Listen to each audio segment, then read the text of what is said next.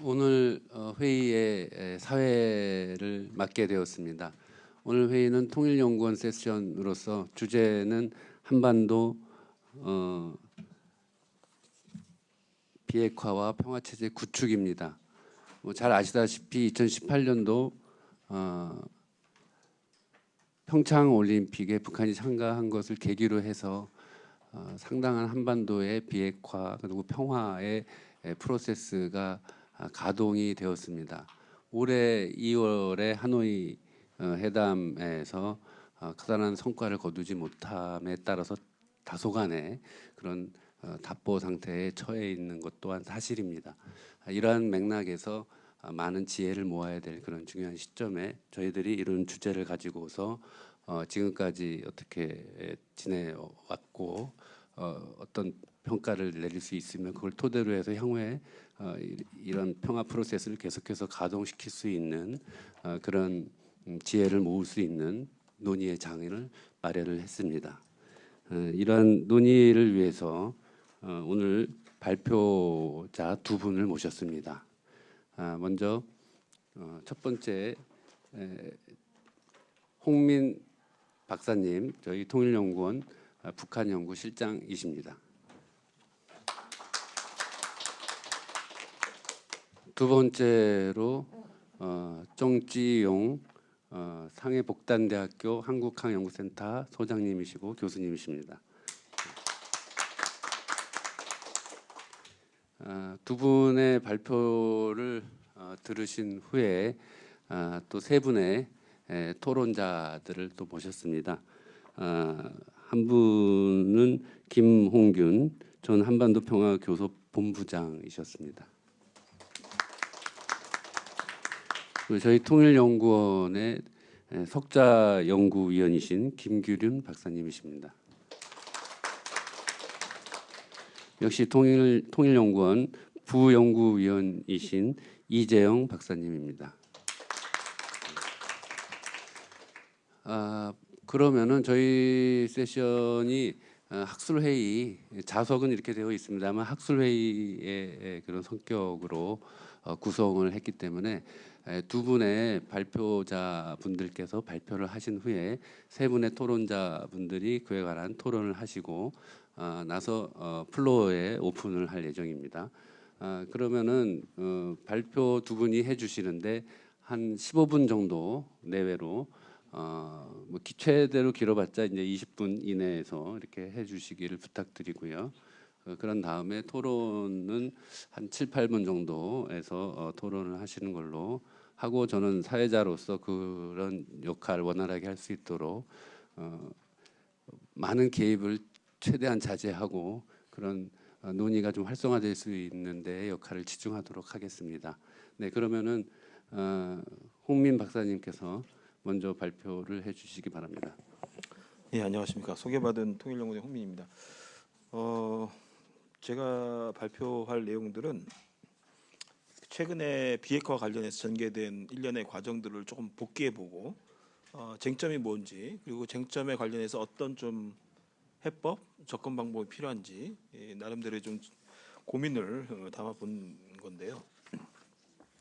우선 그 하노이 북미 정상회담이 사실 합의가 무산됐죠. 그래서 그 무산의 원인 배경에 대한 좀 이해가 좀 필요할 텐데 그 부분에 대해서는 제가 뭐 구구절절히 설명을 드리는 것보다는 지금까지 공개되어 왔던 북미 간의 어떤 내용들, 그러니까 소위 하노이 회담의 전체 무산 배경을 좀 이해할 수 있는 내용들을 제가 좀 발표문에 담아놨기 때문에 한번 읽어보시면 되는데 중요한 것은 그 하노이 그 북미 정상회담 직후에 트럼프 대통령이 기자회견 과정에 얘기했던 여러 말들에 주목할 필요가 있는데 그 당시에 트럼프 대통령이 이런 얘기를 했습니다. 언론이 비판할 것을 각오하고 비판받을 것을 각오하고 준비된 합의문에 서명할 수 있었다 이렇게 얘기를 한 바가 있습니다. 그래서 사실 준비된 합의문의 내용이 뭔지 그리고 또 이후에 사실 빅딜 문서 내지는 존 볼튼 국가안전보좌관을 통해서 요구됐다라는 빅딜 문서의 또 버전이 또 있는 거죠. 그래서 사실 이게 동일 버전이 아니라 각기 다른 버전일 것이다라는 것이고요. 준비된 합의문의 비핵화 부분에 블랭크가 도대체 뭐였느냐라는 부분들, 이런 부분이 제일 큰 관심사죠. 그런데 이 블랭크에 관련돼서는 북한에서도 반응을 하는 과정에서 대략적으로 윤곽이 나타났습니다. 영변 플러스 영변 이외의 농축 우라늄 시설과 관련된 것들을 요구했고, 특히 영변의 사이즈, 영변을 어느 정도까지 범주를 설정할 것이냐의 문제에서 미국과 상당한 이견 또 내지는 입장 차이가 있었다. 그리고 전체적으로 포괄적인 비핵화의 로드맵을 미국은 초기에 합의하기를 원했는데, 북한이 시설에 대한 폐기가 기존의 그 북한의 할 수 있는 조치다라고 이제 밝혔죠. 근데 어떻든 간에 이런 그 입장 차이들이 지금 존재하고 있고, 그러나 이제 제가 그 15페이지에서 발표문에서 15페이지에서 밝히고 있듯이, 최근에 북한이 요구하고 있는 9개 정도의 요구 사항들, 하노이 그 회담 이후에 북한이 요구하고 있는 9개 사항들을 사이에 이 비핵화와 관련된, 평화 체제와 관련된 일련의 프로세스가 적절하게 가동된 장애 요소로 상당 작용한 것이 아닌가, 이런 생각합니다. 그래서 그 15페이지에 제가 이제 북한의 협상 프레임 전환에 관련해서 9가지 부분 제시한 게 있는데요. 기본적으로 아까 얘기했지만 종전 선언을 우선적으로 요구하다가 대북 제재 해제를 그 다음 요구를 하다가 지금은 이제 안전보장으로 요구 패턴이 바뀌었다는 거죠. 6.12 북미 정상회담 과정에서 트럼프 대통령과 김정은 위원장은까지 들으면서 돌아왔고, 김정은 위원장도 못 만나고 돌아왔죠.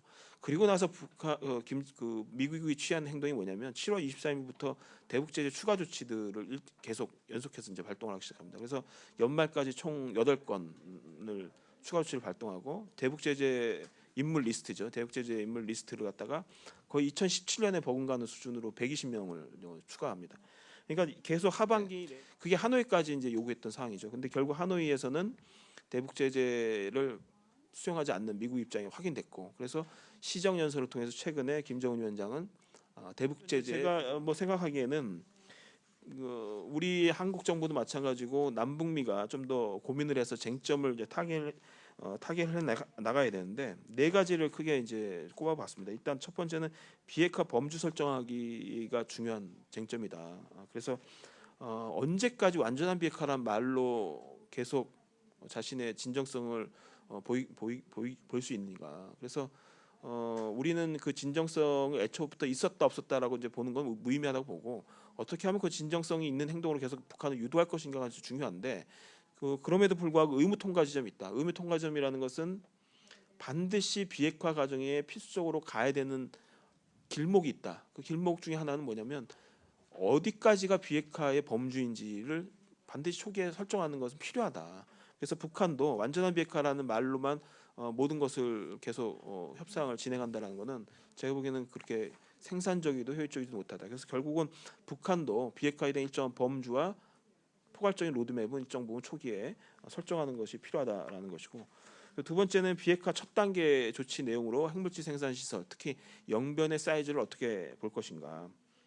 그래서 영변 플러스 알파에 대한 요 범주를 설정하는 부분들이 상당히 필요하다라는 것이고, 세 번째는 제가 제일 강조하고 싶은 내용인데, 비가역적 도립 지점입니다. 그러니까 비가역적 도립 지점이라는 것은 비핵화를 하는 과정에 어느 지점 정도 오면은 더 이상 되돌아가기가 힘들다라고 하는 지점으로 들어가기 시작했는가라는 것인데, 사실 그것을 설정하려면 기술적인 과정처럼 모든 북한의 핵 프로그램 전체를 우리가 파악한 상태에서 기술적으로 그걸 설정을 해야 되는데, 그건 불가능하죠, 초기에. 그렇기 때문에 이건 정치적 결단을 해야 된다. 기술적으로는 완전히 결정하기 힘든 부분이다. 그래서 정치적 결단을 해야 되기 때문에, 그런 정치적 결단에 쳐서 본다면 제가 21페이지 아래 하단에 그림을 제가 나름대로 로드맵을 좀 그려봤는데, 영변 핵시설이 폐기되는, 폐기라는 거는 완전히 이제 디스멘틀하는 그 해체를 얘기하는 것이 아니라 영구적으로 불능화를 어느 정도 영변에 대해서 하는 그 실행이 어느 정도 들어갔을 때, 그 들어갔을 때가 저는 더 이상 이제 관계가 구분이 가능해진다는 것이죠. 근데 그런 것이 없는 상태에서 끊임없이 남북이 전혀 다른 접근 방식을 가지고 계속 얘기한다는 것은 상당히 비효율적이라는 것이고, 네 번째는 비핵화 안전보장 교환 구도에 대한 프레임을 확인해야 된다는 것이죠. 예, 그렇습니다. 그래서 제가 제시하는 요 내용과 함께 미국식의 지금 대북 제재의 만능주의, 결정주의, 대북 제재가 모든 협상을 성공시킬 수 있다라는 그 믿음, 이것이 과연 올바른 접근 방법인가? 어느 정도의 저는 대북 제재가 갖는 유용성은 있다고 봅니다. 그러나 이것이 과연 북미 협상을 성공시키는 유일하고 또 최종적인 수단일 것인가? 라는 부분이 굉장히 회의적입니다. 그래서 북한 체제 시스템을 이해한다라면 최소한 지도자의 결단을 이끌어내고 지도자가 그런 결단을 통해서 내부를 최소한 설득시키기 위한 논리를 만들어 주려면은 제재만은 가지고는 절대 안 된다. 그러니까 제재가 일정 단계에서 인센티브하죠. 첫 번째는 뭐 과거의 길이고, 두 번째는 지금 상태, 중단 상태, 핵미사일 활동이 중단된 상태에서 저강도의 그 도발 정도를 하는 것을 통해서 사실상 협상을 지체시키거나 계속 현 상태를 유지하는, 그래서 미국이 변화될 때까지 기다림을 갖는 과정인데, 그리고 마지막은 이제 제가 이제 대안적 비핵화라고 보통 이제 얘기를 하는데, 이건 물론 이제 굉장히 현실적으로 불가능한 얘기일 가능성이 높습니다. 그러나 저는 이 가능성도 충분히 배제하지 않고 주목할 필요가 있다고 보는데, 그건 뭐냐면 비핵화를 왜 우리는 미국 갖고 협상을 해서 해야 되는가에 대한 문제입니다. 물론 이제 북한 논리도 마찬가지입니다. 왜냐하면 미 제국주의가 자신들은 항상 핵으로 위협을 하고 있기 때문에 우리도 핵을 가졌다라는 논리였기 때문에 결국 미국과의談판을 통해서 서로 핵을 버리고 나름대로 자신들도 안전보장을 받겠다라는 것은 기존의 어떤 전통적인 논리였죠. 그러나 자신들의 비핵화의 길을 미국이 끊임없이 의심하고 일방적으로 요구한다면 여기에 대해서 우리는 대안적인 비핵화를 할 가능성도 배제를 하지 말아야 된다는 거죠. 그 예를 든다면은 중국과 러시아와 기술적 협력을 통해 가지고 자신만의 방법, 자신만의 어떤 속도를 가지고 비핵화의 실질적 성과를 내는 겁니다. 그리고 그것을 국제사회의 국제 규범에 입각해서 검증을 받는 방식, 이것도 충분히 가능하다라는 좀 생각을 좀 해야 될 것 같고, 마지막으로 여기 발표문에 였지만 북한이 원하는 비핵화 전략은 크게 세 가지일 것 같습니다. 하나는 비핵화가 딱 끝난 다음에 경제 발전이 오는 것이 아니라 경제 발전, 비핵화 과정에서 경제 발전이 동반되는 그것을 원하는 것이죠. 그래서 북한의 논조에서 이 세 가지를 우리는 유념을 해야 되고, 이 부분들을 적절히 우리가 활용할 필요가 있다. 일방적으로 제재만 요구하는 방식으로는 북미 비핵화 협상 타결이 요원할 수 있다. 여기까지 말씀드리면서 발표를 마치겠습니다. 네, 감사합니다. 홍민 실장님께서는 그동안의 북미 간에 있어왔을 때 협상 과정을 평가하고 북한과 미국의 입장 차이 속에서 쟁점을 도출하신 다음에 그에 따른 과제, 또 앞으로 어떻게 진행될 그 전망까지 이렇게 언급을 해주셨고, 이에 대해서는 다시 토론 시간을 통해서 좀 더 그게 지금 그 총체적인 그 동북아, 특히 한반도에 그게 일단 지금 하고 있는 상황을 그 설명해드리고요. 지금 제 개인의 생각으로는 지금 한반도는 그 몇 가지의 그런 그 뭐 소위 그 삼중의 그런 난관에 이렇게 빠져 있다고 그렇게 생각이 됩니다. 첫째는 바로 한반도 평화와 비핵화 안정을 유지시키는 동력의 상실의 그런 것입니다. 두 번째로는 바로 지금 그 북미 관계의 그런 그 악화에 따른 그게 지금 한반도 상황에, 그리고 한반도의 각 행위자들 간의 갈등의 확대의 그런 것입니다. 세 번째로는 바로 지금 그 한반도 이슈는, 특히 북해 이슈는 더 이상 국제 이슈의 폭스가 되지 않는, 소위 그런 국제 이슈의 폭스가 전환하고 있다, 그런 것입니다. 이런 문제 하에서 지금 한반도에서 특히 그 2월 말쯤에 그런 북미 정상회담이 이렇게 무산된 다음에 또 한반도, 특히 동북아 아시아에서 또 그게 선택의 기로에 서 있다고 그런 판단이 됩니다. 어떻게 이러한 동북아의 안보 딜레마를 극복할 것인가에 대해서 제가 몇 가지의 그런 말씀을 이렇게 말씀해드리겠습니다. 있고, 이러한 경제에 대한 사고 방식이 지정학적 시각에 영향을 미칠 수 있게 되었습니다. 어떤 일방에 대한 대립 혹은 협력의 구조가 어떤 일방과의 대립과 협력이 병존하는 공존하는 구조로 전환된 것입니다. 셋째로는 바로 있습니다만 전통적인 방식의 세력 균형을 통한 세력 균형 유지 국면의 변화가 발생했습니다. 심지어는 원래 의지해야 했던 강대국은 이래 더 이상 기대해서는 안 된다는 그런 국면이 되어버렸습니다. 동시에 강대국 사이에 경쟁하는 그런 역할을 제대로 못했던 약소국이 예를 들면 한국과 북한이 나름대로의 역할을 할 수 있게 되는 그런 공간이 생겼습니다.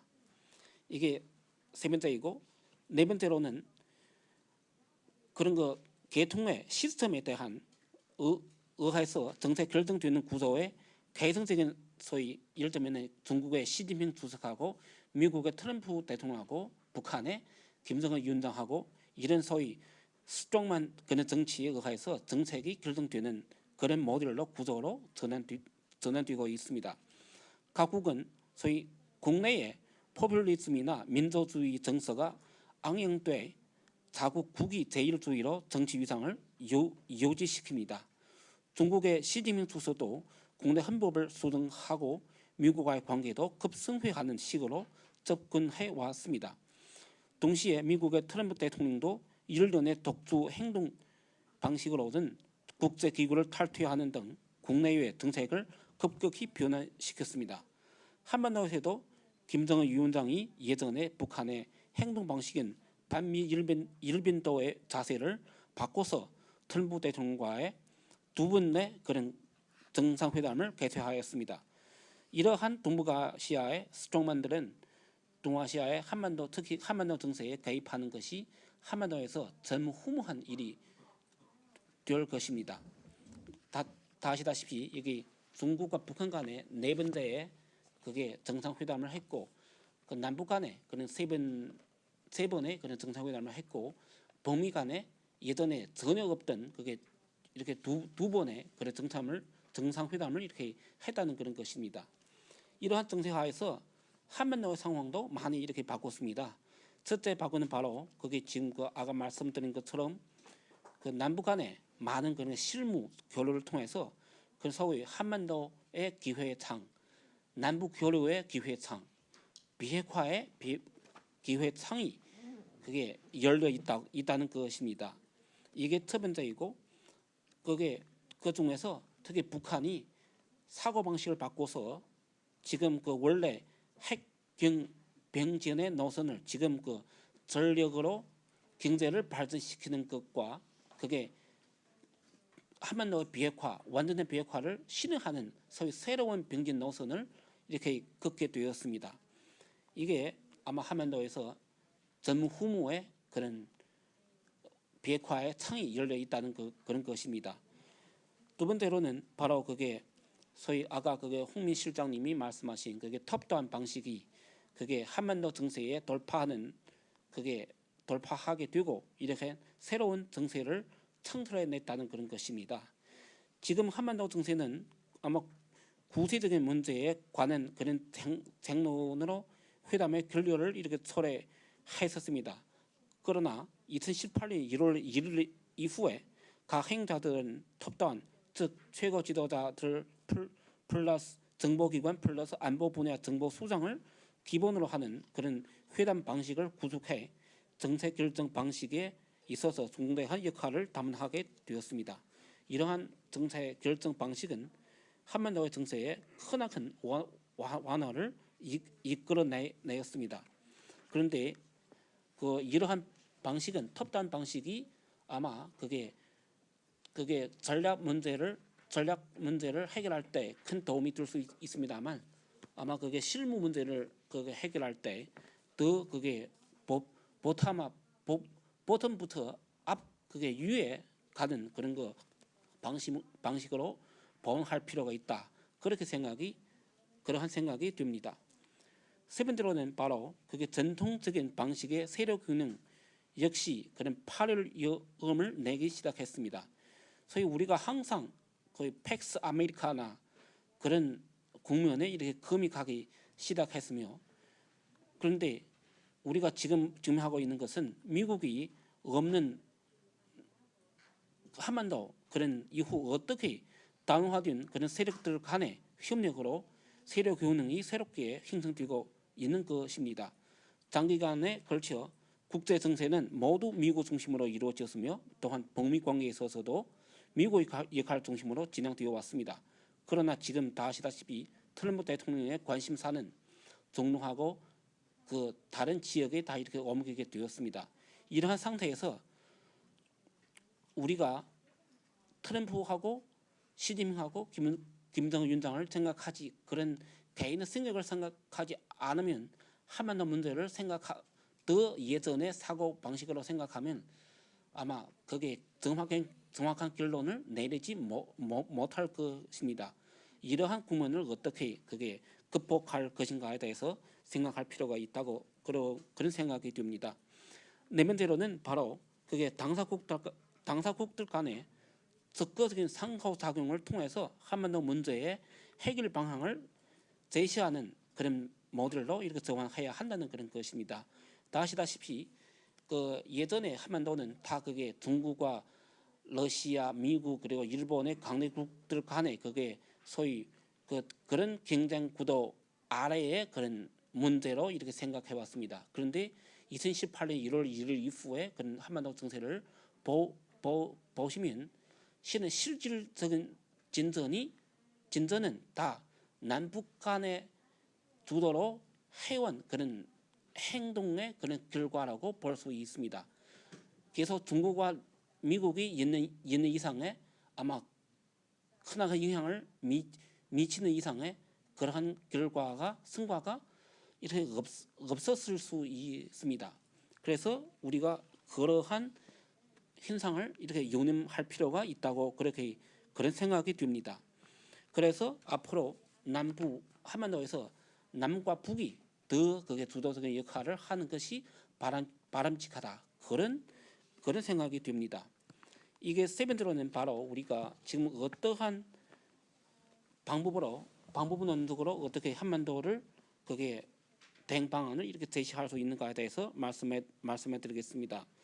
이거 첫째는 바로 아까 말씀드린 거 미국이 점점 그게 한반도에 대해서 그게 관심 더 이상 미국의 특히 트럼프 대통령 개인의 관심사가 되지 않는 이상의 한반도 문제는 우리가 그렇게 생각할 필요가 있습니다. 이게 미국에 없는 한반도 아니면 미국의 영향력이 점점 그게 줄어드는 한반도 심지어는 미국의 관심사가 안 되는 한반도에 대해서 우리가 어떻게 예전과의 완전히 다른 그런 사고 방식으로 한반도 문제를 해결하는 그런 대안 방안을 창출해낸다는 그런 것이 지금 생각해야 한다는 그런 그 과제 중에 가장 큰 과제라고 그렇게 생각하고 있습니다. 두 번째로는 아까 말씀 이렇게 더 드린 거 남북이 주도하는 한반도를 상상해 볼 필요가 있습니다. 사실 증명한데 남북한이 제시한 많은 생각들은 적어도 아마 그게 중국과 미국의 그런 의사에 맞지 않지만 그게 한반도의 소위 소환경에 작은 환경에 더 부합하는 그런 그 대안들이라고 할 수 있습니다. 그리고 실현 가능성에 큰 그런 그 대안이라고 볼 수 있습니다. 앞으로 어떻게 남북한의 주도력을 더 강화시키는 그런 대안을 창출해내는 것이 더 이렇게 이렇게 바람직하다고 생각이 됩니다.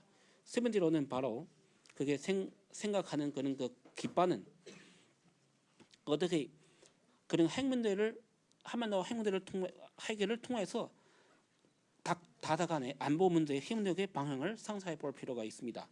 북한의 지금 하고 있는 것은 가장 큰 문제는 아마 안보에 대한 우려심에서 나오는 그런 것입니다.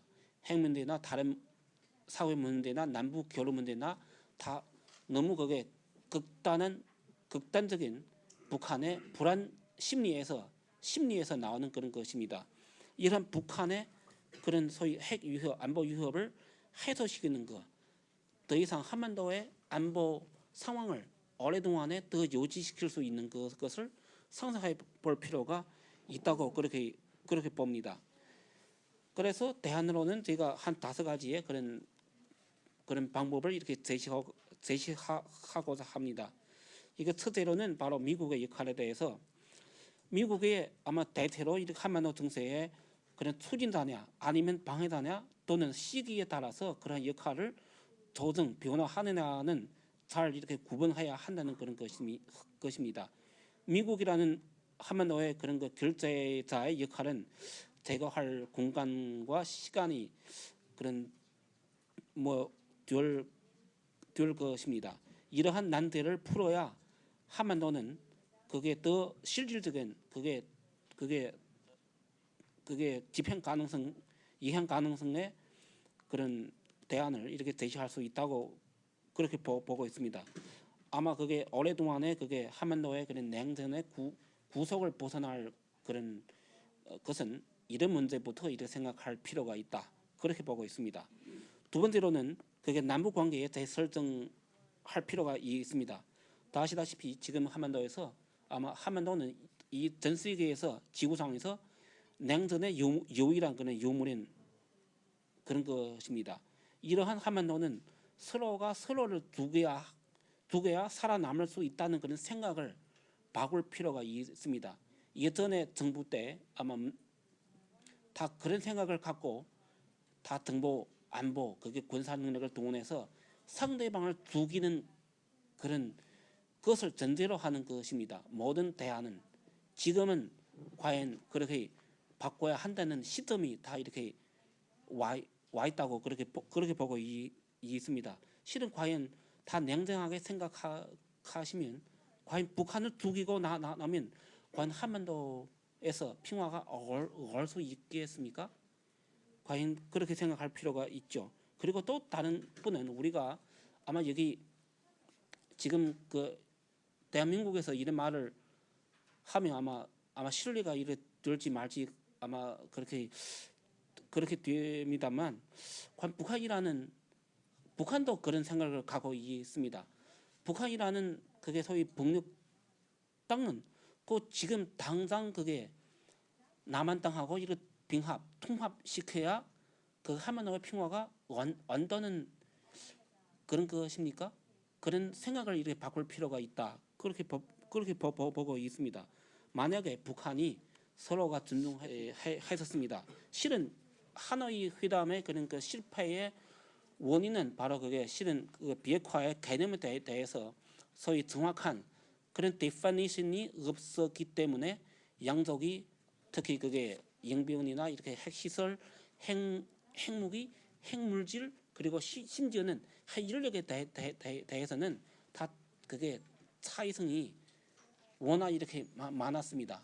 이러한 개념이 양쪽의 미국이 보는 비핵화하고 북한이 보는 비핵화 그리고 한국이 보는 비핵화하고 이게 세 가지의 그런 개념을 봉합시키지 않으면 한반도의 비핵화가 아마 그게 그냥 테이블 위에 그런 책상 위에 그런 개념만 이렇게 남을 수 있습니다.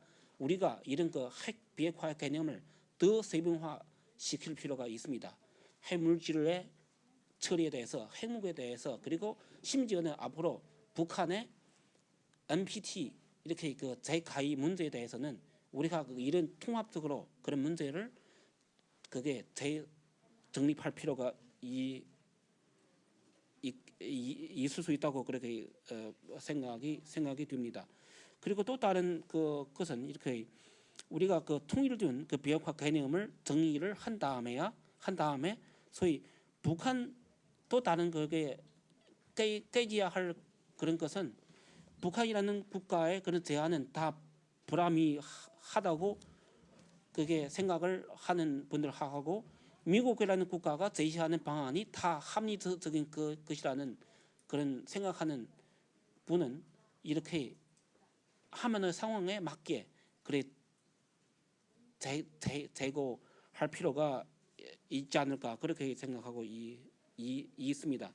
네 번째로는 바로 방안의 해법의 다양성을 이렇게 고려할 필요가 있죠. 그래서 정치의 역할을 너무 그게 특히 지금 그 문재인 정부의 가장 그게 심각한 문제는 아마 이건 비핵화 문제, 남 그게 무슨 이게 남북 관계, 한미 관계 그런 문제가 아닌 것 같습니다. 실은 문재인 대통령이 지금 하고 있는 가장 큰 문제는 국내 문제, 국내 정치 문제로 이렇게 꼽힐 수 있죠. 아마 그 내부 문제를 이렇게 정리하지 않은 이상에 이러한 문제는 아마 좀 그 해결하기가 좀 힘들다고 그렇게 생각이 됩니다. 한반도 문제의 그런 논쟁은 대부분의 한반도 문제에 집중하지 않고 정치적 판단에 의해서 그런 되는 경우가 참 이렇게 많습니다. 이러한 정무적인 판단과 의무적인 조치를 분리시켜서 가능한 부분부터 시작하는 것이 더 합리적이고 바람직하다는 그런 것을 강조하려고 합니다. 미국도 움직이지 못하는 그런 난처한 그런 상황에 있는 것입니다. 심지어는 할 수 있는 범위 내의 일까지 못하는 그런 것입니다. 그러한 양대 이러한 대북한 관계하고 대미 관계는 이런 양대 그게 난처한 그런 관계의 그런 단점을 어떻게 그런 시각을 바꿔서 그런 양대의 장점으로 그걸 변화시키는가에 아마 문재인 정부의 지금 해야 할 문제이고 한반도 통제 능력을 행사시키는 수단 중에 가장 큰 문제라고 이렇게 보고 있습니다. 이상으로 제 발표를 이렇게 끝났습니다. 고맙습니다. 시간이 조금 지나긴 했습니다만은 워낙 뭐 중국 분이신데 한국어로 하시는데 한국어 상당히 잘하시죠. 그래서 약간의 뭐 시간이 좀 지체되는 그런 측면이 있었습니다만은 그대로 두었습니다. 지금 정 교수님께서는 한반도의 상황에 대해서 동북아 안보 구조라는 큰 틀 속에서 이렇게 보시고 그 한반도의 그 상황에 대한 문제 해법을 제시를 하셨는데 뭐 다분히 이제 중국적인 그런 입장과 시각이 드러나는 그런 측면이 강하게 있었습니다. 물론 앞서 발표하신 홍민 박사님과 이게 중복되는 공통되는 뭐 그런 점도 발견이 되긴 합니다만 지금 현재의 이런 어떤 한반도 프로세스 평화 프로세스가 남북미가 주도로 해서 이루어지고 있고요. 중국이 직접적인 참여는 하고 있지 않지만 앞으로 향후에는 어떻든 간에 뭐 그 직접적이든 뭐 중요한 그런 역할을 해야 될 수 있는 그런 국가이기 때문에 그런 맥락에서 듣고 또 중국의 입장과 이런 것을 이해해 보는 것도 중요한 시간인 것 같습니다. 그러면은 이제 토론으로 들어가도록 하겠습니다. 토론은 먼저 김홍균 대사님께서 좀 해주시고 뭐 시간은 뭐 7, 8분 정도인데 뭐 대사님 하시면은 뭐 대사님 워낙 또 경험도 많으시고 하니까 오늘 또 뭐 시간 충분히 드리도록 하겠습니다. 네. 감사합니다. 앞에 두 분 홍 박사님하고 정 교수님 발표를 아주 잘 들었고 제가 그 외교부에서 한반도 본부장을 맡았던 시기가 2016년 2월부터 2017년 9월 하순까지였습니다. 그 사이에 북한의 5차, 6차 핵실험이 있었고 북한이 단거리 탄도미사일부터 ICBM에 이르기까지 한 40여 차례 이상의 미사일 발사가 있었습니다. 이렇게 뭐 과거에 볼 수 없었던 그런 북한의 전례가 없는 도발에 대응을 해서 우리하고 미국 정부, 특히 트럼프 행정부가 들어서고 나서 북한에 대한 최대한의 압박, 맥시멈 프레셔를 통해서 북한으로 하여금 비핵화에 대한 결단을 내리게 해서 협상을 하고자 하는 그런 노력들을 기울여 왔었고 결국 지난해에 특히 우리 정부가 적극적인 노력을 기울여서 역사적인 미북 정상회담이 이루어지면서 뭔가 비핵화를 위한 그런 외교적 노력이 결실을 맺게 되지 않는가 하는 그런 기대가 있었는데 올해 2월 그 하노이 정상회담이 이제 실패로 끝나면서 다시 한번 북한 비핵화 문제에 있어서 뭔가 희망이 다시 사라지는 것이 아닌가 하는 그런 우려가 있는 가운데 이렇게 오늘 이런 토론의 장이 마련된 것 같습니다. 제가 드리고 싶은 얘기는 한 세 가지 정도인데 하나는 2월 하노이 정상회담에서 그럼 과연 우리는 어떤 교훈을 찾을 수 있을까? 그리고 그런 교훈을 바탕으로 해서 앞으로 한 금년 말 내년 초까지의 이 상황은 어떤 식으로 전개될 가능성이 있을까? 그리고 마지막으로 이런 상황에서 우리 정부가 해야 될 일은 무엇일까? 한 이 세 가지 정도를 말씀을 드리고자 합니다. 우선 하노이 정상회담에서 저는 세 가지의 교훈을 찾을 수 있다고 봅니다. 우선 첫째는 앞에 두 분 발표자들께서도 지적을 하셨지만 북한 비핵화라는 그 개념에 대한 합의가 명확하게 이루어지지 않고서는 어떤 비핵화 협상도 더 이상 진행될 수가 없다라는 게 하노이 회담에서 드러났다고 봅니다. 지난해 우리 대북 특사가 다녀온 이후에 북한 김정은 위원장이 비핵화 결단을 내렸다고 우리 정부가 얘기를 하고 그 후에 이제 1년의 남북 정상회담이든 싱가포르 정상회담을 통해서 비핵화라는 단어가 많이 나왔고 완전한 비핵화, 그걸 뭐라고 부르든 간에 말이죠. 근데 그때도 이 비핵화가 우리가 쓰는 비핵화와 북한이 말하는 비핵화가 정말 같은 개념이냐라는 데 대해서 많은 사람들이 의구심을 가지고 많은 전문가들이 그거에 대해서 이제 의문을 제기를 했었죠. 근데 하노이 정상회담에 와서 보니까 북한이 생각하는 비핵화는 적어도 지금 상황에서는 영변 핵시설을 폐기하고 그거에 대한 대가로 전면적인 국제사회 제재 해제를 원하는 거가 북한의 그 현 상태에서의 비핵화 개념인 게 나타났죠. 그러면 영변 핵시설 문제만 해결되면 그 나머지 남는 게 뭐가 있습니까? 북한이 은닉하고 있는 농축 우라늄 시설 프로그램, 그 다음에 어느 정도 양이 뭐 정확하지는 않지만 핵물질, 또 그 핵물질을 가지고 만든 핵무기, 그 핵무기를 실어서 날려보낼 수 있는 운반수단, 미사일, 또 생화학 무기, 모든 것들이 여전히 남게 되는 거죠. 그럼 이제 그거에 대한 조치는 어떻게 하느냐? 그런 비핵화를 하기 위해서 북한이 생각하는 것은 미국의 군사적 조치. 이건 이제 이용우 외무상의 그 하노이에서의 그 심야 기자회견에서도 나왔던 얘기인데, 그럼 미국의 군사적 조치가 뭐냐? 이걸 알기 위해서는 저희가 북한이 말하는 소위 조선반도 비핵화라는 거의 개념을 잘 들여다봐야 될 것 같아요. 2016년 7월에 북한 공화국 대변인 성명을 보시면 조선반도 비핵화에 대한 그 북한의 생각을 아주 자세하게 해놓습니다. 조선반도 비핵화란 북한의 비핵화에 앞서서 남한이 비핵화가 돼야 된다는 거예요. 그럼 남한의 비핵화는 남한이 무슨 핵무기가 있습니까?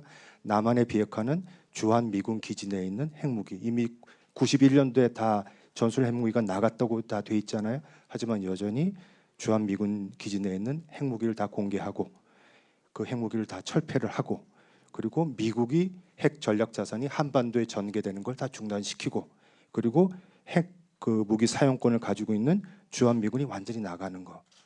이 상태가 돼. 이게 이제 소위 북한이 생각하는 자신의 안전 보장에 대한 위해, 안전을 위협하는 그런 위해이기 때문에 이게 다 해결이 된 상태에서 그때는 이제 북한도 모든 그 핵을 내려놓는다라는 개념인데, 결국에 하노이 정상회담을 통해서 우리가 갖고 있는 비핵화의 개념과 북한이 생각하는 조선반도 비핵화 개념이 굉장히 큰 차이가 있다는 거고, 이 차이점을 극복하지 못했기 때문에 결국 하노이 회담에서 합의를 할 수가 없었던 거거든요. 그러니까 앞으로 어떤 다음번 회담이 열리더라도 결국엔 이 비핵화 개념에 대한 명시적인 상호 간의 인식의 일치가 있지 않는 한 비핵화 협상이 계속 진전되기 어렵다라는 게 첫 번째고, 두 번째는 제재라는 게 효과가 있구나라는 게 하노이 회담을 통해서 드러났습니다. 하노이 회담, 이제 싱가포르 회담부터 하노이 회담 사이에 보면은 이제 북한의 비핵화 조치에 대해서 어떤 상응 조치를 해줄 건가에 대해서 많은 논의가 있었어요. 뭐 대표적인 것들이 이제 종전 선언이라는 것도 있었고, 미북 간의 연락사무소 설치, 뭐 이런 것들이 굉장히 중요하고 북한도 거기에 대해서 의미를 부여하고 있다고 우리가 다 생각을 했었는데, 하노이 회담에 가서 보니까 김정은 위원장의 오로지 관심사항은 제재 해제밖에 없는 거예요. 그게 무엇을 의미하느냐? 제재가 북한에게 굉장히 부담을 주고 있고 영향을 미치고 있다는 거에 반증인 거죠. 따라서 뭐 이제 2016년, 17년 동안에 나왔던 그 5개 안보리 결의안이 있는데, 그 안보리 결의안 중에서 북한의 민수와 관련된 부분을 풀어달라고 하지만 사실상 그건 이제 전면적인 제재 해제와 같은 내용인데, 결국에 그걸 원했고, 그거를 주는 대가로 영변 핵시설 폐기를 내놨는데 미국이 그걸 수용할 수 없어서 이제 그게 합의가 이루어지지 않은 건데, 이렇게 보면 그동안에 정말 제재가 북한한테 효과가 있나? 그동안 2016년, 17년도에 그렇게 그 북한에 대해서 최대한의 압박을 가했는데 과연 그게 북한으로 하여금 협상 테이블에 나오게 하는데 효과를 발휘했는가, 뭐 이런 것에 대해서 많은 뭐 찬반 토론이 있었지만 결국에 따지고 보면은 그런 것들이 북한으로 하여금 협상 테이블로 나오게 하는데 작용을 했다라는 게 저는 어느 정도 증명이 됐다고 보고, 미국의 입장에서 보면 제재라는 게 효용성이 있구나, 북한에 대한 레버리지로서의 충분한 효용성이 있구나라는 생각을 아마 확신을 갖게 했을 것이고, 따라서 앞으로 제재 해제라든가 제재 완화에 있어서 미국이 굉장히 신중한 입장을 계속 갖고 가게 될 가능성이 크다는 게 두 번째 교훈이고요. 세 번째는 아까 잠깐 나왔지만 소위 탑다운 방식이라는 거의 한계가 좀 드러났다고 저는 봐요. 대개 모든 외교 협상은 밑에서부터 다 협의를 해가지고 합의물이 다 완성이 된 것을 정상회담에 올려서 정상 간에 합의하는 그런 형태인데, 미북 정상회담은 이제 위에서부터 밑으로 내려왔기 때문에 그걸 탑다운 방식이라고 불렀고, 사실 이거 굉장히 의미 있는 방식이라고 모두를 생각한 게, 북한에서 유일하게 결정을 내릴 수 있는 사람이 누굽니까? 김정은 위원장이기 때문에 김정은 위원장과 트럼프 대통령이 만나서 합의를 해서 그걸 밑에다가 내려보내면 밑에서 분명히 잘 이행돼 나갈 것이다라는 기대가 있었죠. 싱가포르 합의도 그렇게 나왔던 것이고, 근데 하노이 회담을 하고 보니까 결국에 밑에서 합의를 잘 조율해가지고 사전에 충분하게 어느 정도 완성도가 높은 합의를 마련해 놓지 않으면 아무리 미북 정상 간의 신뢰관계가 있고 케미스트리가 맞고 해도 합의를 이뤄낼 수 없다는 게 증명이 된 거예요. 따라서 앞으로 이제 3차 미북 정상회담이 만약에 열린다고 하면은 아마 1, 2차 회담하고 좀 다를 거라고 봐요. 사전에 양 정상이 합의할 수 있는 그런 합의문을 놓고선 굉장히 치열하게 실무 협상이 이루어져야 된다는 것에 대해서 미국뿐 아니라 북한도 저는 공감했다고 보고, 역설적으로 이렇기 때문에 3차 미북 정상회담이 개최될 가능성은 더 어려워졌다. 이제 저는 그렇게 봅니다. 이런 교훈을 토대로 그럼 앞으로 미국 현재 교착되는 미국 협상이 어떻게 될 것인가를 생각을 해보면, 김정은 위원장이 지난 4월달에 최고인민회의 시정연설에서 이제 입장을 밝혔는데, 미국이 요구하는 비핵화는 할 수 없다.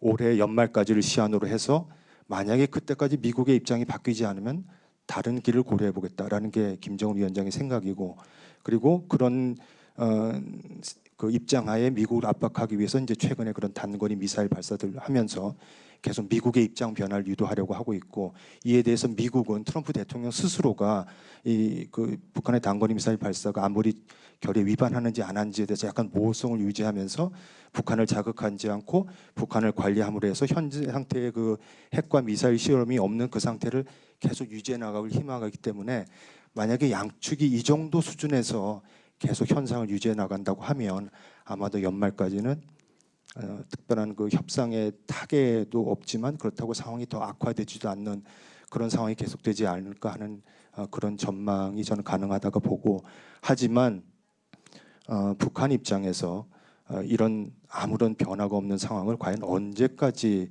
견딜 수 있겠느냐라는 걸 생각을 해봤을 때 두 가지 시나리오가 있을 수 있을 것 같아요. 하나는 이미 지금 단거리 미사일을 발사했지만 ICBM은 아니고 단거리 미사일은 넘어서는 어떤 그 다음 단계 그 도발을 통해서 북한이 어떤 미국의 시그널을 보내고 거기에 대해서 미국이 반응을 하는, 그 반응이 또 강한 반응이 나올 수도 있는 그런 식으로 해서 상황이 바뀔 수도 있거나, 아니면 북한이 계속 기다려봐도 미국으로부터 별다른 반응도 없으면서 미국이 하반기부터 2020년 대선 국면으로 들어가면서 그 북한 핵 문제나 북한에 대한 관심이 급격하게 떨어지고, 뭐 그렇게 되면 이제 북한의 입장에서는 미국 특히 트럼프 대통령의 관심을 유도하기 위해서라도 조금 더 강도 높은 도발을 하고 그걸 통해서 뭔가 현상을 바꿔보려고 하는 뭐 그런 식의 미북 양측 간의 그런 상황 전개가 가능하지 않을까 봅니다. 마지막으로 그럼 이 시기에 우리가 해야 될 일은 무엇인가? 저는 이제 세 가지로 보는데, 하나는 대화, 다이얼로그가 있고, 두 번째는 억지, 디터런스가 있고, 세 번째는 방어, 디펜스가 있다고 생각해요. 대화는 물론 그 현재 교착되는 미북 비핵화 협상을 뭔가 타개할 수 있는 그런 방안을 한국과 미국 간에 열심히 이제 모색을 해야 될 것인데, 저는 이제 세 가지가 중요하다고 보는데, 하나는 아까 말씀드린 것처럼 앞으로 어떤 형태의 협상이 개시가 되더라도 비핵화 개념에 대한 양측의 일치가 없는 한 그 협상이 계속 앞으로 나아갈 수가 없다라는 것에 대해서 한미가 인식을 같이 해야 된다고 보고, 따라서 우리가 생각하는 비핵화 개념에 대해서 북한이 그것을 수용할 수 있는 그것이 전제가 돼야 되는 거고, 두 번째는 이제 첫 단계 조치를 어떻게 할 것인가. 아까 두 분 발표자님도 약간 말씀하셨지만은 그 하노이에서 했던 그런 영변대 전면적인 그 제재 해제, 이건 더 이상 가능한 옵션이 아니거든요. 그럼 미국 양측이 뭔가 서로 또 조금 더 양보를 하고 조금 더 앞으로 나가든가 하는 그런 형태의 첫 번째 단계 조치가 있어야 될 것 같은데, 뭐 예를 들면 영변 플러스 알파라고 해서 그 알파라는 내용에 북한의 은닉한 뭐 농축 우라늄 시설을 폐기하는 문제를 넣는다든가, 아니면 또는 북한 내에서의 전면적인 핵물질 생산을 동결한다든가 하는 그런 알파적인 요소를 북한이 넣고, 여기에 대해서 미국이 전면적인 제재 해제는 아니더라도 북한의 외화 수입을 조금 더 고통을 덜게 해주고, 또 북한의 원유 수입 차단을 조금 제한을 덜하는 그런 형태의 그런 뭐 부분적인 제재 완화, 이런 걸 두 개를 서로 잘 맞춰가지고 첫 단계 조치를 할 수 있지 않겠느냐. 그리고 세 번째로는 전체 그 엔드 스테이트가 최종 단계가 북한의 완전한 비핵화라고 한다면, 그 최종 단계까지 가기 위한 단계적인 로드맵에 대해서 한미가 합의를 하고 그것을 북한과 협상을 해야 된다고 봅니다. 두 번째 디터런스는 무엇인가 하니, 북한이 지금 여러 가지로 그 제재를 회피하기 위한 모든 방안을 동원해서 지금 하고 있는데, 그런 제재 회피 방안이 계속 가능해질수록 북한 입장에서 보면은 비핵화 그 협상에 나올 수 있는 동기가 점점 낮아진다고 보는 거거든요. 따라서 그 북한에 대한 제재 이행이 철저하게 이루어질 수 있도록 해야 되고, 거기에서는 우리 한국도 많은 노력을 기울여야 된다. 특히 그 북한의 그 제재 위반 그런 과정에 한국의 은행, 기업, 선박, 개인 이런 한국이 연루가 되지 않도록 우리 정부가 철저하게 제재 이행을 기해야 되고, 또 관련국과의 협력을 더 해나가야 되는데, 현재 거의 그 빈사 상태에 있는 한미일 간의 대북 공조를 회복을 해서 그 디터런스를 잘 치중을 해야 된다고 봅니다. 끝으로 디펜스는 결국에 앞으로 유사시에 우리 한국의 방어 안전을 얼마나 가장 확보할 수 있는 능력을 갖추느냐의 문제인데, 현재 세 가지가 중요하다고 봅니다. 하나는 한미 연합 방위력을 잘 유지하는 것인데, 지금 현재 그 미국 간의 외교 프로세스가 개시된 이래 그 3대 한미 연합 훈련이 모두 폐지가 된 상태인데, 이렇게 연합 훈련이 장기간 중단되었을 경우에 과연 연합 방위력이 충분히 유지가 될 수 있는가에 대한 고민을 한미 간에 계속해야 될 것이라고 보고, 두 번째는 방위비 분담금 협상. 지난해 방위비 분담금 협상 올해 건 했지만 이제 내년부터는 또 방위비 분담금 협의가 필요한데, 합리적이고 1년 단위가 아닌 수년 단위의 그런 방위비 분담금 협상을 통해서 주한미군의 안정적인 주둔을 도모해야 된다는 것이고, 셋째로는 전자권 전환 협의입니다. 그 조건에 기초한 전자권 전환 협의를 지금 하고 있는데, 이런 한미 간의 협의가 어떤 정치적인 고려가 아니라 순수히 군사적인 관점에서 한국이 연합 방어 능력을 방어 작전을 주도할 수가 있고, 북한의 핵 미사일에 대응해 가지고 방어할 수 있는 능력을 충분히 갖추었다는 군사적 관점에 따라서 전자권 전환 논의가 진행돼야 되겠다. 이런 정도 말씀드리겠습니다. 고맙습니다. 네, 거의 발표 수준으로 말씀해 주셨습니다. 예, 감사드리고요. 이어서 이재용 박사님 하신 후에 네, 김기룡 박사님 마저 해주시면 좋겠습니다. 네.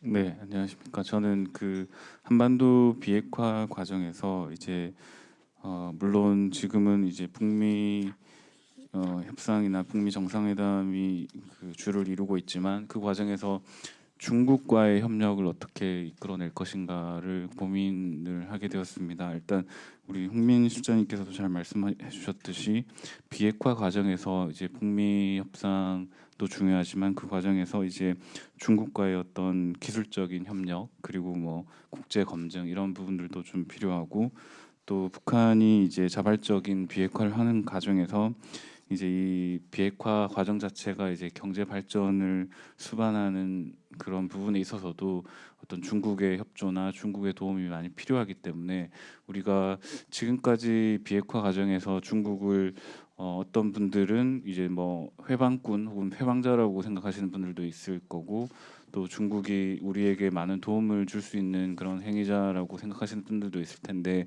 어쨌든 저희가 이제 이 비핵화를 하는 과정에서 정말 이제 평화 체제까지 순착을 하기 위해서는 분명히 중국이 그 과정에서 이제 우리의 어떤 도움을 주고 우리와 협조하는 그런 관계를 잘 유지하는 것이 바람직하다고 생각합니다. 그런 측면에서 제가 발표를 하려고 합니다.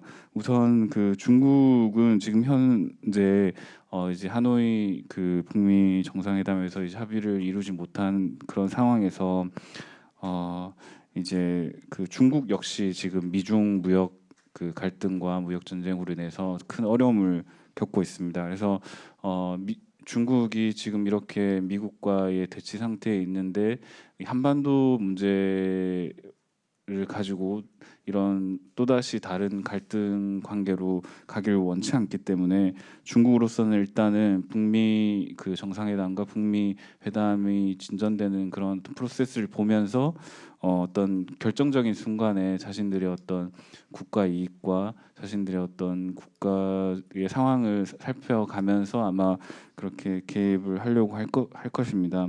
따라서 우리나라는 중국이 이러한 상황을 잘 보고 이제 개입하려는 순간에 우리가 중국의 어떤 그 행동과 역할을 잘 살펴보고 우리 국익의 차원에서 이 비핵화 과정에서 중국이 어떤 도움이 될 수 있는지, 그리고 북미 어떤 비핵화 협상을 이렇게 방해하는 것이 아니라, 그리고 새로운 어떤 새로운 문제를 끄집어 오는 것이 아니라 그 비핵화 과정을 좀 더 명확히 하고 그 비핵화를 해결해 나갈 수 있는 그런 구체적인 해법 속에서 중국이 어떤 역할을 할 수 있을 것인지를 우리 스스로 고민을 하고 그 과정에 중국의 협조를 얻어내는 것이 참 중요하다고 생각합니다. 우선 세 가지 정도로 제가 말씀을 드리려고 하는데, 우선 첫 번째는 이제 안보 협력을 강화를 해야 된다고 보고, 두 번째는 비핵화 과정에서 구체적으로 어떤 중국의 역할을 도출해낼 수 있을지를 살펴봐야 하고, 마지막으로 한반도 평화 경제의 차원에서 어떤 경제 협력을 강화할 수 있을지를 살펴보는 것입니다. 첫 번째, 안보 협력 강화의 측면에서는 우선 한미 동맹을 기본으로 하고 우리가 이제 중국과의 어떤 협력을 강화를 하려고 할 때 지금 가장 크게 이제 걸리는 문제가 이제 사드 문제입니다. 물론 우리가 이제 분명한 입장을 전달을 했고, 또 사드가 이제 그 중국의 어떤 전략적 이익을 해치지 않는다는 부분들을 분명히 설득은 했지만, 우리의 어떤 상황을 잘 설명은 했지만 아직까지도 중국은 지금 우리와의 그 외교 문제라든지 우리와의 어떤 안보 협력에 있어서 사드를 가장 큰 걸림돌로 생각을 하고 있습니다. 이 문제를 당장은 저희가 뭐 어떻게 완전히 해소할 수는 없습니다. 왜냐하면 저희가 이제 사드가 배치가 된 상태고 일단 미군이 이걸 운영을 하는 이제 할 수 있는 부분이기 때문에 이 문제를 당장은 없애지는 못하지만 이를 위해서 이제 중국과 끊임없이 전략적인 소통이 필요합니다. 지금까지는 우리가 단순히 그냥 사드를 배치를 하고 그리고 이 사드를 하는 과정에서 우리가 이제 사후적으로 설명을 하고 했지만 중국이 이런 부분에 대해서 이제 불쾌하고 있는 부분이 있겠지만 우리는 이런 부분에 대해서 절대 이제 중국의 전략적 이익을 해치지 않는다는 부분을 끊임없이 강조하고, 그리고 이런 부분들을 중국과의 어떤 외교 채널이나 아니면 다양한 학자들이나 NGO들이나 아니면 다양한 행위자들이 이런 부분들을 그 어떤 이제 국가의 어떤 이익을 잘 생각을 해서 항상 이제 전략적으로 소통을 하는 그런 과정이 필요하다고 생각을 합니다. 이런 과정을 통해서 이제 중국의 신뢰를 얻고, 그리고 우리가 이제 비핵화와 이제 평화 체제를 하나하나 구축해 나가는 과정에서 그런 신뢰를 기반으로 우리가 중국의 협조를 더 잘 얻어낼 수 있다고 생각합니다. 두 번째, 중국의 역할은 지금 중국은 이미 이제 비핵화 과정에서 두 가지 정도의 어떤 해법을 제시를 했는데요. 우선 쌍중단입니다. 쌍중단은 북한의 핵미사일 개발과 도발 중단, 그리고 한미 연합 군사 훈련의 잠정적인 중단입니다. 그리고 두 번째 해법은 쌍궤 병행입니다. 한반도 비핵화 프로세스와 북미 평화 체제 협상의 병행 추진입니다. 하지만 이제 쌍중단 같은 경우는 어느 정도의 어떤 성과를 보고 있는데 이제 그 쌍궤 병행이라는 그 부분에 있어서는 중국이 구체적으로 이것이 어떤 과정을 통해서 어떤 방식으로 이런 그 평화 체제와 그리고 한반도 비핵화 프로세스가 병행이 돼야 된다는 그런 해법을 아직 중국이 구체적으로 내놓고 있지 못하고 있습니다. 그런 부분에서 우리가 외교적으로 그리고 다양한 이제 그 학자들 간의 어떤 소통을 통해서 구체적으로 이런 쌍궤 병행을 통해서 어떻게 이제 북한의 비핵화를 이끌어낼 수 있을지를 고민하고 그 해법을 풀어 나가야 된다고 생각합니다. 마지막으로 그 한국 정부가 이제 중국과의 협력을 할 때 중국의 어떤 지금 그 일대일로나 아니면 이런 경제적으로 그 우리와 협력하고자 하는 그런 부분들이 있습니다. 그런 부분들을 우리가 잘 활용을 해서 이런 한반도 평화가 단순히 어떤 그 이런 정치 안보적으로만 영향을 미치는 것이 아니라 한반도 내에서 그 평화를 통해서 이제 경제가 활성화되고 경제 발전이 일어나고 그리고 북한의 개혁 개방까지도 유도할 수 있는 그런 선순환, 그러니까 평화가 경제를 경제 발전을 촉진하고 경제 발전이 평화를 촉진하는 그런 상호 선순환의 구조에 있다라는 것을 끊임없이 설득을 하고 그 구체적인 프로그램과 그 구체적인 그런 해법으로서 우리가 가지고 있는 어떤 신북방 정책이라든지 신남방 정책이라든지 그리고 중국이 가지고 있는 그런 어떤 일대일로라든지 이런 부분들을 잘 접목하고 연계해서 북한이 물론 지금 비핵화가 되지 않아서 이제 개혁 개방이 어려운 상태에 있지만 그런 과정에 돌입이 되고 그리고 평화 프로세스가 이제 진척이 된다면 그런 어떤 평화가 이제 경제를 촉진하고 평화가 북한의 개혁 개방까지도 유도할 수 있다라는 그런 비전과 구체적인 로드맵을 우리 스스로가 가지고 있고 그것을 중국에게 설득을 하고 중국이 이를 통해서 이제 북한과 같이 협력하고 한국과 같이 협력할 수 있는 그런 어떤 지혜로운 그런 어떤 정책을 만들어내야 된다고 생각합니다. 예, 이상입니다. 네, 한반도 평화 프로세스를 위한 한중 간의 협력에 포커스를 두어서 토론을 해주셨고요. 마지막으로 김규름 박사님께서 토론을 해주시겠습니다. 저는 그 통일연구원에 창설할 때부터 있어가지고 지금까지 근무를 하고 있습니다. 작년에 은퇴하고 석좌연구원으로 있는데요. 그 좀 송구스럽게 생각하는 거는 지난 30년이 지났는데 통일을 좀 한 걸음이라도 가깝게 만들었어야 되는데 30년 동안 국민 여러분이 내주신 세금으로 월급을 받고 다녔는데 아무 일도 못한 것 같아서 항상 좀 송구스럽게 생각을 하고 있습니다. 그런데 이제 아까 정 교수님이 이제 30년 뒤의 일을 좀 말씀하신 것 같아서 30년 전의 문제와 앞으로 30년 뒤의 문제와 이 전체적인 맥락에서 우리가 보는 두 분 발제하신 분들은 지금 단기적인 문제에 대해서 집중해서 말씀해 주셨는데 이 전체적인 흐름이 중장기적인 차원에서도 볼 수밖에 없는 그 이유와 그 분석에 대해서 몇 가지 말씀을 여러분께 감히 드리고자 합니다. 먼저 정 교수님 말씀하신 차원에서 보면 2049년에 물론 상상이라고 얘기했지만은 동북아에 미국이 없는 상황, 그러니까 동북아의 전략 구도에서 미국이 없는 상황을 한번 생각해 보자 이런 말씀하셨죠. 그게는 2049년이면 중국이 우뚝 서서 미국을 훨씬 추월하고 훨씬 강력한 국가가 될 것이기 때문에 중국의 말을 들어야 된다. 저는 그렇게 들렸습니다. 과연 그것이 이제 우리한테 바람직할 것인지 안 할 것인지는 다른 문제이고 실질적으로 그렇게 될 것이냐 안 될 것이냐를 향해서 지금 여러분들 매일 신문 보도에서 보시듯이 미국과 중국의 경쟁이 격화되고 있는 건 사실입니다. 그래서 이 문제는 실질적으로 1989년 그 당시에도 미국과 중국의 각축이 없었다고 볼 수는 없는 것이고 미소의 각축에 의한 문제였고 아시다시피 소련이 붕괴됨으로 해서 그 문제가 해결됐죠. 그러면 지금은 30년 뒤에 그 1989년도에 별로 힘이 없었던 중국이 우뚝 서서 지금 동북아 정세를 주관하겠다. 이런 상태에서 앞으로 30년 뒤에는 더 그런 상태로 가겠다. 지금 얘기하는 건데 제가 보기에는 중국이 그 정도 가기 위해서는 훨씬 더 많은 일을 해야 된다고 봅니다.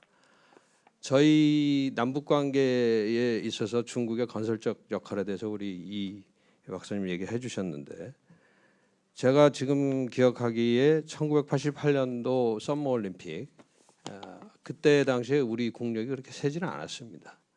근데 지금 기억해 보면 87년도에 칼기 폭파 사건, 북한이 테러를 저질렀죠.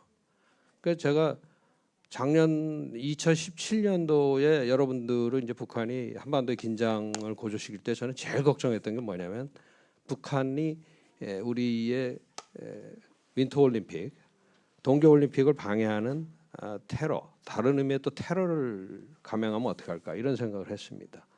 그런데 결과적으로 보면은 2018년도에 들어오면서 이 모든 문제를 잘 정리를 해서 동계올림픽을 성공적으로 저희가 했다는 거죠. 이게 왜 중요하냐면 한반도에 대해서 미국과 중국이 어떠한 다른 얘기를 하더라도 지금 30년 주기를 주고 벌어진 일인데 우리가 88년도에 했던 올림픽도 매우 성공적으로 했습니다. 그리고 그 전에 매우 긴장적인 국면이 있었고 지금 2018년 전에 2017년에도 그랬고 2018년에도 그랬습니다. 이거를 다시 뒤집어서 우리가 보면은 우리는 단기적인 차원에서 많은 부분들을 보고 뉴스에 이렇게 보게 돼 있기 때문에 걱정을 하는 부분이 많은데 사실 오늘의 주제가 평화체제 구축입니다. 저는 우리 남한이 그래도 분단 이후에 이 관리를 잘해서 평화적인 상태를 잘 유지를 하고 있다고 생각하는 사람입니다. 물론 긴장이 고조됨으로 해서 우리들의 평화가 줄어드는 것 같이 이렇게 보이는 부분도 있지만 사실 저희들 평화는 현재도 공고한 상태라고 봅니다. 묘한 균형이고 매우 어려운 균형이지만 긴장이 고조됐다, 긴장이 줄어들었다 하는 부분은 있지만은 그렇기 때문에 이 평화를 항구적으로 만드는 부분에 대해서 저희들이 연구를 하고 앞으로 추구해야 된다는 것이지 이 평화가 깨졌다고 이렇게 얘기한다든지 또는 매우 위험한 상태에 있다고 얘기하는 것은 우리 지금 아시다시피 진보 진영이든 보수 진영이든 저는 그렇게 맞다고 보지는 않습니다. 또 거꾸로 얘기해서 평화가 무지하게 늘어났다. 그런 것도 저는 그렇게 맞지 않다고 봅니다. 이 평화를 지키고 있는 것은 생각보다 우리 물론 군사적 균형이 있지만 한 남한이 우리가 그동안 이룩했던 경제 성장, 그다음에 민주화, 그 결과 남한 내에 들어와 있는 수많은 다국적 기업들, 수많은 외국인들, 중국 관광객들을 포함해서 중국 사람들 이런 분들이 이 글로벌리제이션으로 해서 남한 내에 들어와 있기 때문에 여기에서 전쟁이라는 걸 생각할 수 없다는 얘기죠. 그래서 기본적인 평화는 지금 확보되어 있는 상태인데 여기에서 북한이 도전장을 내미는 거죠. 그것은 잘 아시다시피 이제 핵 능력을 완성했으니 그러면 나를 좀 봐달라라고 이제 얘기를 한 건데 이거는 새로운 일은 아닙니다. 다시 돌아가서 30년 전에 전 세계의 공산주의가 붕괴될 때 북한 하나 남았는데 북한 입장에서는 누구하고 얘기를 할 것이냐? 중국하고 얘기할 일이 아니었습니다. 그래서 미국에 가서 얘기를 했습니다. 미국 사람들한테 북한이 나도 미국하고 친해질 수 있다. 나를 좀 봐달라. 그 결과 1992년도 비핵화 공동선언을 같이 한 거죠. 물론 그 약속을 어겨가지고 북한이 핵 개발을 했지만 이번에도 상황은 그때보다 핵무기에 대한 능력이 북한이 고도화된 상태지만 상황은 다시 반복되고 있습니다. 북한 입장에서는 미국 보고 나를 좀 봐달라. 내가 가치가 있는 상대다.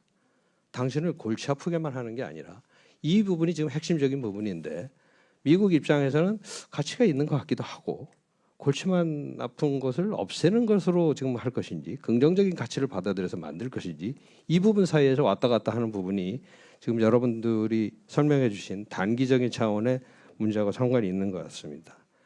어쨌든 제가 보기에는 작년 이후로 이 한반도의 이제 비핵화 과정 그리고 북한하고 협상에 대한 문제를 핵심 어젠다로 올려놨기 때문에 지금 현재 많은 사람들의 시각은 이 부분에 있다고 봅니다. 그런데 이렇게 함으로 해서 벌어진 것은 뭐냐면 결국엔 남북 관계 자체도 우리가 잠시 착각하고 있었던 부분, 남한하고 북한이 합의하면 모든 것을 할 수 있다고 생각했었던 과거의 생각들. 실상 1991년도에 남북한 간에 기본 합의서를 체결했습니다. 지금까지 만든 평화협정 뭐 이런 얘기 우리 많이 얘기하는데 가장 잘된, 가장 포괄적인 합의문이 있습니다. 그 다음에 핵 문제도 2005년대 9.19 공동성명에 보면 6자 회담 결과 북한까지 포함해서 합의한 합의문이 있습니다. 그게 제일 포괄적이고 그런 문건은 있는데 북한이 이 문제에 대해서 소위 이행, 실천 이거를 하지 않기 때문에 문제가 되고 있는 건데 지금 제가 보기에는 이 문제를 해결하기 위해서는 보다 국제적으로 이 모든 사안을 연계를 시켜서 봐야 된다는 겁니다. 그러니까 남한하고 북한 문제 자체를 그 전에도 국제화돼 있었던 문제. 제가 다시 돌아가서 말씀드리면 미국과 중국의 패권 경쟁, 또 미국과 소련의 패권 경쟁. 그 결과 소련이 붕괴하면서 기회의 틈이 열렸던 부분. 이번에는 미국과 중국이 경쟁을 하면서 중국이 마치 어퍼핸드를 쥐은 것 같지만 사실은 저력을 가지고 있는 미국이 중국에 대해서 그렇게 해서는 되지 않을 거라고 지금 경고를 보내고 있는 이 상황. 이것이 30년 뒤에 어떻게 될 것이냐. 이 방향을 보고 우리는 결정을 해야 된다고 봅니다. 그래서 북한의 이제 지도부는 지금 상식적으로 생각하면 30년 갈 것 같은데 김정은 위원장이 결단을 내리도록 하는 것은 역시 저는 문재인 대통령이나 트럼프 대통령이 방향은 잘 잡고 있다고 봅니다. 결과적으로는 경제 교류 협력을 열어야 됩니다. 열어서 북한으로 하여금 자기들이 만들어낸 핵무기가 상대방으로부터 자기의 안보만을 이렇게 지켜준다는 소극적인 그런 것이 아니라 실질적으로 경제 발전이 될 수 있는 결실을 보여주는 핵무기 만드느라고 지금 30년 건국 이후라고 그러면 70년, 80년을 노력했는데 그 결과가 아이러니컬하게도 못 살게 하는 경제 제재란 말이에요. 이것을 김정은 위원장이 원하고 했다라고 얘기할 수는 없는 것이기 때문에 경제 발전할 수 있는 경제 교류 협력의 길을 우리는 터야 된다고 생각합니다. 마치겠습니다. 예, 감사합니다. 여기까지 준비된 발표를 마치고 역시 토론자 세 분 토론을 해서 1라운드를 마쳤습니다. 원래 제 생각은 뭐 2라운드 이상 이렇게 좀 진행을 할까 했었는데 시간이 많지가 않아서 좀 생략을 하고 그 플로어에 계신 분들한테 오픈을 해서 관련한 주제에 대해서 의견을 뭐 주시거나 혹은 질문하실 내용이 있으시면은 질문하시는 기회를 드리도록 하겠습니다. 한 2분 내에 해 주시고 한 2분 정도 받아서 같이 논의 속에 포함시켜서 할까 합니다. 네, 혹시 네 여기 예. 마이크 좀 들으시죠. 예.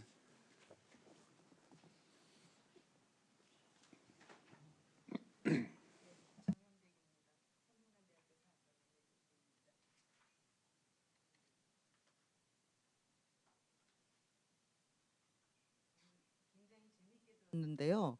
요즘 전체적인 분위기는 탑다운 방식으로 하면서 이러다 시간 버리고 실제로 이제 실패한 거 아니냐 하는 약간의 비관주의가 있습니다. 근데 지금 발표를 들으면서 느낀 건 두 분 발표와 김홍균 그 대사님이 얘기하시는 걸 들으면서 느낌은 김홍균 대사님의 구체적인 제안을 저는 굉장히 재밌게 들었는데요. 그렇기는 하지만 패러다임의 전환에 대한 목소리가 있다는 생각이 들어요. 그래서 그 패러다임 전환을 어떻게 할 것인가 하는 문제가 결국 몇 가지 결국은 다자적 접근이지만 중국의 역할을 강조하는 것이 나오는데 이제 우리가 그런 역할을 너무 안 했다 하는 거에서 패러다임 전환이 이제 김원균 대사님 얘기하는 구체적인 출로를 찾으면서 패러다임의 전환을 가야 된다는 게 하나 있고, 다른 하나는 전 역사학을 하는 사람 입장에서 보면 멘탈리티 역사, 심성사를 연구하는 역사가들은 인간을 가두는 장기 지속의 감옥이 멘탈리티라고 얘기를 해요. 근데 이런 패러다임 전환을 할 경우에 지금 정 쌤이나 홍민 쌤 발표를 통해서 할 경우에 이것이 현재 한국 현실에서 얼마나 가능할 건가 하는 부분에서는 좀 노력이 필요하다는 생각이 들고요. 그래서 김홍균 대사님도 그 방향으로 가는 거를 사실상 동의하시는 건지 하는 게 좀 궁금했고요. 그다음에 세 번째, 그와 관련해서 NGO의 역할이 탑다운 방식으로 하면서 상당히 죽어 있거든요. 이 부분에서 이런 문제를 풀어가는데 NGO가 역할을 할 수 있는 룸이나 행위 공간이 있는가 하는 것까지 질문을 좀 드리고 싶습니다. 네, 또 혹시 계시면은 한 분 정도 더 의견을 받고자 합니다.